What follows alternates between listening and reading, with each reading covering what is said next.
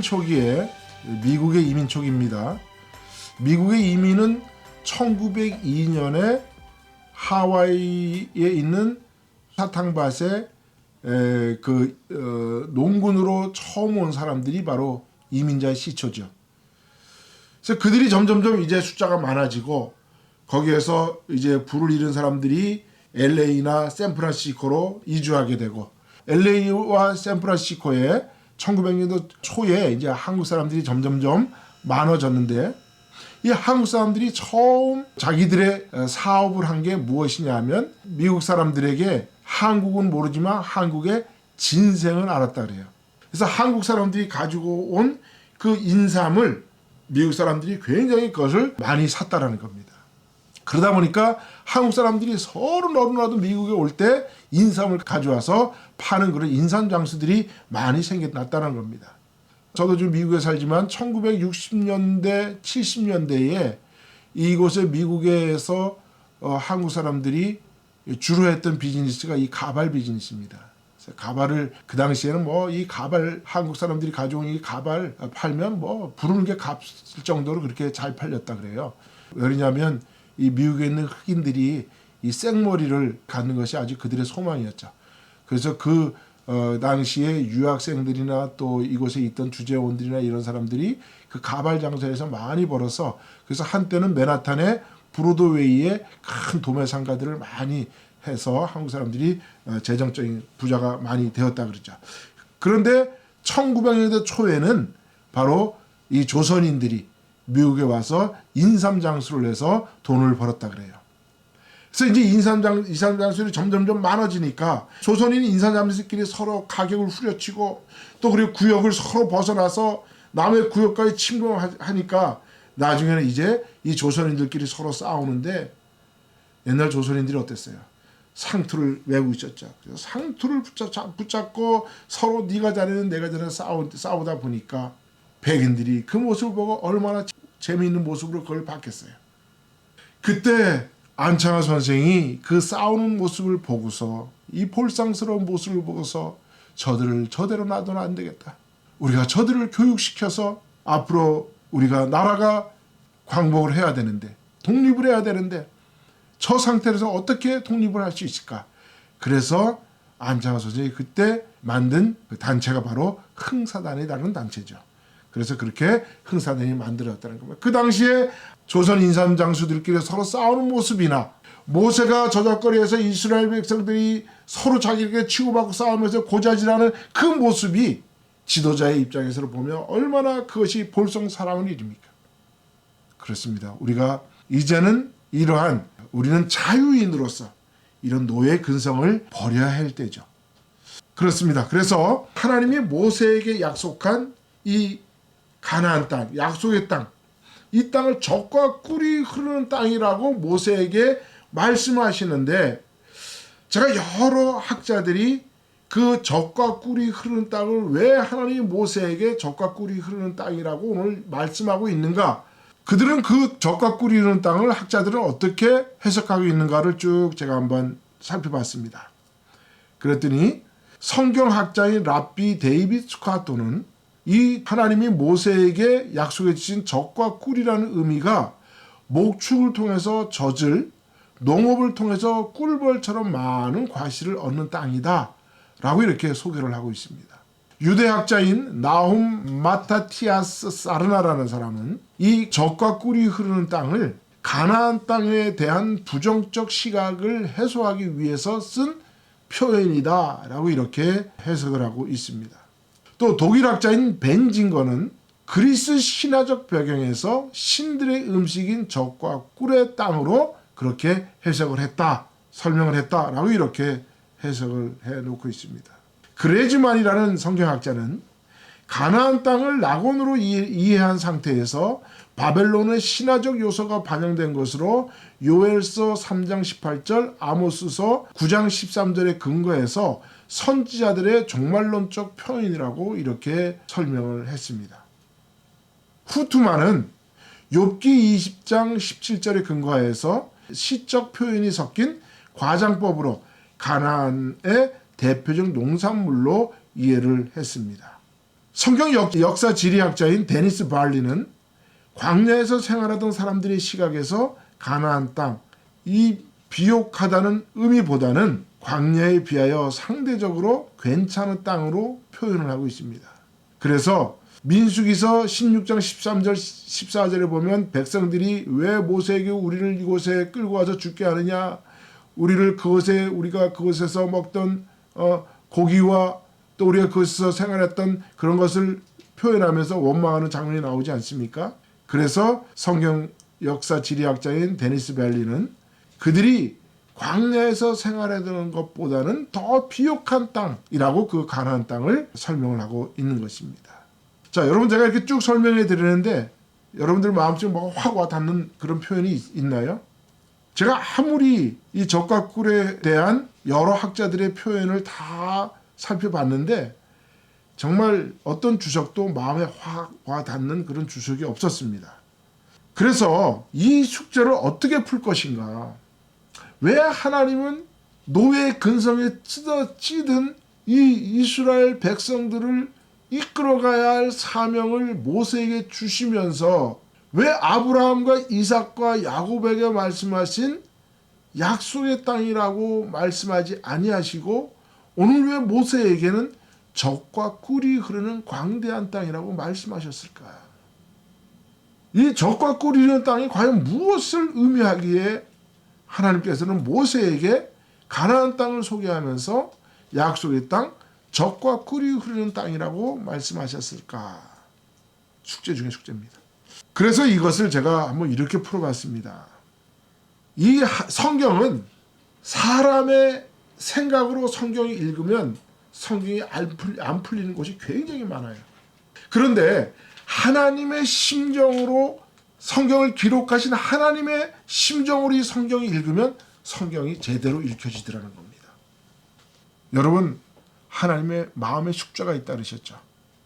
430년 전에 야곱의 70인의 식솔들이 애굽 땅에 들어가는데 그들이 430년이라는 긴 세월을 보내면서 하나님이 그들의 조상에게 약속했던 약속을 다 잊어버린 거예요.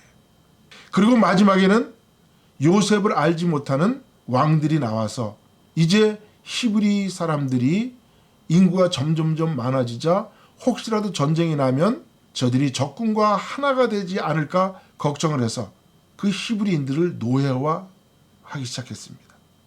그 노예화 되어버린, 자기도 알지 못하는 가운데 노예 근성이 쪄들어버린, 여러분, 우리가 그렇게 이야기하잖아요. 실험실에 개구리를 죽일 때 찬물에 집어넣고 서서히 온도를 올리면 개구리가 자기가 죽는지도 모르고 물이 차근차근 따뜻해지면서 그 따뜻한 물에 안주하다 보면 결국 개구리가 나중에 펄펄 끓여 끓는지도 모르고 죽게 된다라는 말이죠. 바로 이스라엘 백성들이 430년 동안에 애굽에 살면서, 그것도 이 애굽이라는 땅은 어떤 땅입니까? 아까도 말씀드렸지만 이스라엘이 정착했던 고센 땅은 헤브론에서 19.2km밖에 떨어지지 않은 곳이에요. 그래서 나일강 하류를 아주 비옥하고 목축하기에 최적인 장소입니다. 이 고센 땅에 안주해버린 이스라엘 백성들을 어떻게 일깨워서 하나님이 아브라함과 이삭과 야곱에게 약속한 가나안으로 이들을 데려갈 수 있을 것인가? 노예 근성에 찌든 저들을 어떻게 일깨워서 저들이 모세의 말을 따라서 그들의 살았던 430년을 살았던 애굽을 떠나서 가나안 땅으로 갈 수 있을 것인가? 이것이 바로 하나님의 숙제라는 것이죠. 왜 우리가 성경을 이렇게 하나님의 마음으로 읽어야 되냐 하면, 여러분 한번 이렇게 생각해 보시길 바랍니다. 제가 언젠가 어떤 동영상에서 예를 들은 적이 있는데, 어미 닭이 병아리를 이제 까서 그들을 데리고 그들에게 먹이는 걸 가르치기 위해서 그들을 뜰로 이제 데리고 나왔습니다. 그런데 그 병아리 중에 한 마리가 엄마의 닭에게 물어보지도 않고 도토리 같은 큰 모이를 꿀꺽 삼켜버리고 말았어요. 그러자 이 도토리만한 이 모이가 병아리의 목에 걸려서 이 병아리가 막 죽어갑니다. 숨도 못 쉬고 막 숨이 꼴깍 넘어갑니다. 이 새끼 병아리를 살려내기 위한 그 어미닭의 안타까움, 애달픔, 그 새끼 병아리를 살리려고 하는 그 마음이 바로 하나님의 마음이라는 거죠. 어떻게 하면 잠자버리고만 저 노예가 버린 이스라엘 백성들을 이끌고 가나안 땅으로 갈 것인가. 그 구속사는 바로 그렇게 읽어야 되는 거거든요. 하나님의 마음으로 읽어야 합니다. 세상에 사탄의 노예가 되어버리고 그들이 사탄의 노예인지도 모르고 살아가는 저들을 어떻게 하면 구원해서 하나님의 신앙의 자유를 줄 것인가. 그래서 원래 에덴을 회복할 것인가. 이것이 바로 하나님의 성경을 기록한 하나님의 애달픈 심정이라는 거죠. 우리가 그것을 이해할 때 성경이 제대로 읽힌다는 거예요. 저는 성경을 그렇게 다시 읽기 시작했습니다. 그러니까 하나님의 구속사가 보였습니다. 하나님의 구속사의 메커니즘이 보였습니다. 하나님의 그 안타까워하시는 그 마음이 읽히게 되었습니다. 그런 의미에서 오늘 제가 이 동영상을 만들게 된 것입니다. 그러면 하나님의 이 숙제를 어떻게 풀 것인가? 근데 성경에 다른 데 보면 하나님께서 이러한 소명자들이 잠자버리고 누워버린 상황에서 저들을 깨워내는 충격 요법이 있더라고요. 그걸 한번 제가 찾아봤어요. 자, 하나님의 충격 요법. 하나님이 이 이스라엘 히브리 민족을 어떻게 해서 일궈내서 가나안 땅으로 데리고 갈 것이냐. 하나님의 숙제를 어떻게 풀어야 할까요? 그래서 하나님의 충격 요법에 대해서 우리가 함께 생각해 보려고 합니다. 하나님은 자신의 사명자가 사명감을 잃고 안주해버려 잠자려고 할 때 격동하시는 부분이 성경에 몇 군데가 나와요. 첫 번째 예로 야곱이 에서와 화해한 후에 숫곳에 안주하고 그 숫곳에 제단을 지었는데 그 제단의 이름을 엘로헤이 이스라엘이라고 제단의 이름을 지었어요. 야곱은 원래 루스 땅에서 하나님을 만나고 그리고 그 루스 땅을 베델이라고 이름을 지었을 때 하나님 앞에 서원한 세 가지가 있었죠. 세 가지가 뭘까요? 첫 번째, 하나님이 내가 만약에 아버지 집을 떠나서 외삼촌 라반의 집에서 무사히 돌아오게 하시면 하나님은 나의 하나님이 되시고 내가 돌베개 했던 이 돌을 쌓아서 하나님의 단을 쌓을 것이며 하나님이 주신 모든 것을 하나님 앞에 11조로 드리겠습니다. 이것이 베델의 서원이라고 제가 말씀드렸잖아요. 이것이 이스라엘 신앙의 기본이라고 제가 말씀을 드렸잖아요. 그런데 야곱이 그의 평생의 수건이었던 에서와 화해의 문제를 해결하자 그가 그곳에서 안주해버리고 말았습니다. 베델로 가서 하나님의 집을 지어야 되는데 그는 베델로 가지 않고 숫곳에 여기가 좋사오니 하고 주저앉아 버렸어요. 그리고 베델이라는 단을 쌓아야 되는데 엘로헤 이스라엘이라는 단을 쌓고 말았어요. 그때 하나님께서 행하신 일이 있습니다. 그게 무엇입니까? 세겜의 자손 함몰의 자손 세겜을 깨워서 야곱의 딸 디나의 강간 사건을 일으키십니다. 그러자 디나가 강간당하니까 야곱의 아들들이 모여서 가서 딜을 하죠. 우리가 디나를 줄 테니까 너네가 우리처럼 전부 다 할례를 해라. 그랬더니 순진한 세겜의 자손들이 다 할례했습니다. 남자들이. 자, 그렇게 해서 야곱의 아들들이 쳐들어가서 함몰의 남자들을 전부 다 죽여버리죠. 그러자 그 주변에 있던 세겜의 이웃들이 야곱을 죽이기 위해서 달려듭니다. 그럴 때 하나님께서 그들의 눈을 가리셔서 야곱을 빨리 급히 베델로 올려보내시는 사건이 있습니다. 자, 이것이 하나님의 충격 요법의 첫 번째입니다. 자, 두 번째, 하나님이 격동하시면서 잠자는 사명자를 깨우치시는 두 번째 충격 요법이 있습니다. 그것이 뭔지 아십니까? 다윗 왕이 말년에 이제 예루살렘 성전터를 마련하기 위해서 하나님께서는 어떻게 하십니까? 살렘왕 멜기세덱이 있었던 것이고 이삭을 바쳤던 모리아산의 제사터였던 그 모리아산, 그 다음에 여부스 사람 아나운의 타작마당, 이 세 장소, 이곳이 한 장소잖아요. 이것이 바로 예루살렘 성전의 터가 돼야 되는데 다윗이 이 성전의 터를 사지 않고 마련하지 않고 성전에 들어갈 모든 재료들만 마련한 거예요. 그러자 하나님께서 이 여부수 사람 아나운의 타작마당을 사게 하기 위해서 하나님이 다윗을 격동시킵니다. 어떻게 격동시킵니까? 다윗이 이제 통일 왕국을 이루고 이때쯤 됐으니까 우리 군대 수를 세자. 이제 군대 수를 세워버려요. 그래서 하나님께서 다윗을 벌을 내리셔서 그 이스라엘 백성들에게 7일 동안 온역이 들게 하고 그때 7만 명이 죽게 되잖아요. 그때 그 하나님 앞에 범죄한 것을 다시 회개하도록 화목 제사를 드리게 하기 위해서 아나운의 타작마당을 다윗에게 은 50세겔을 주고 사게 하십니다. 그래서 예루살렘 성전의 터가 마련되는 거예요. 그 성전의 터가 어딥니까? 살렘왕 멜기세덱이 아브라함을 만났던 것, 또 아브라함이 그 독생한 이삭을 바쳤던 그 모리아산의 제사터, 그 다음에 여부스 사람 아나운의 타작마당을 다윗이 사서 그 장소가 바로 예루살렘의 성전이 되게 하셨잖아요. 그럴 때 그 예루살렘 성전의 터를 마련하기 위해서 하나님께서 다윗을 격동시켜서 여부스 사람 아나운의 타작마당을 상해하신 거죠. 이게 두 번째 충격요법입니다. 세 번째 충격요법이 있습니다. 이스라엘 백성들이 약속의 땅 가나안으로 가야 하는데, 이제 오늘 우리의 이 화제입니다. 이스라엘이 애굽에 안주하려 하자 하나님이 바로 왕을 격동시켜서 국고성 비돔과 람세성을 짓게 합니다.